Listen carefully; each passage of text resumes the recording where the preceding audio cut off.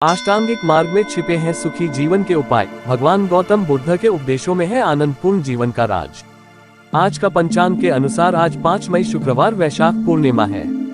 इसी दिन भगवान गौतम बुद्ध की जयंती भी है, जिन्होंने पूरी दुनिया में मानव कल्याण, करुणा और अष्टांगिक मार्ग का अद्भुत प्रकाश दिखाया।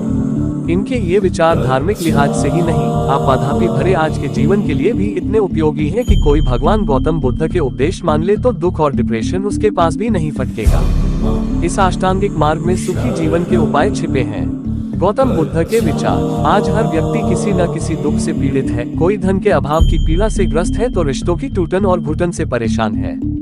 जीवन की उलझनों को सुलझाने में अवसाद में जा रहा है। इसकी वजह है मनुष्य दुख को खुद पर हावी होने देता है। इससे निपटने के लिए भगवान गौतम बुद्ध ने आसान उपाय बताए हैं, जिनको मान लेने पर व्यक्ति न अवसादग्रस्त होगा और न दुखी। दुख से कैसे बचेंगे? भगवान गौतम बुद्ध ने कहा है कि यह संसार दुखमय है। संसार का कोई प्राणी नहीं है जिसके पास कोई न कोई दुख हो। इसलिए एक सामान्य स्थिति है। दुख आपसे तभी दूर रहेगा जब आप खुद को खुश रखने की कोशिश करेंगे।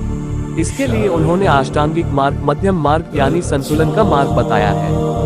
दुख का कारण। भगवान गौतम बुद्ध का मानना है कि दुख का सबसे बड़ा कारण किसी चीज को पाने की इच्छा है, और यही इच्छा पूरी न होने पर दुख मिलता है, और दुख अधिक हावी हो जाए तो मनुष्य अवसादग्रस्त हो जाता है।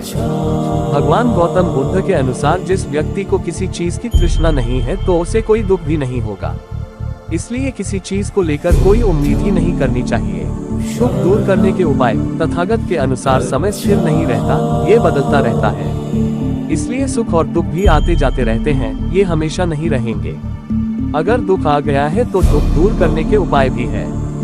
दुख के निवारण के लिए व्यक्ति को अष्टांगिक मार्ग अपनाना चाहिए और सन्मार्ग पर चलना चाहिए। इससे दुख दूर हो जाएगा। ये भी पढ़े हैं एमपी, यूपी ही नहीं 10 राज्यों से होकर गुजरता है राम वनगमन पथ। 248 स्थानों पर पहचानी गई है निशानियाँ। क्या है अष्टांगिक मार्ग?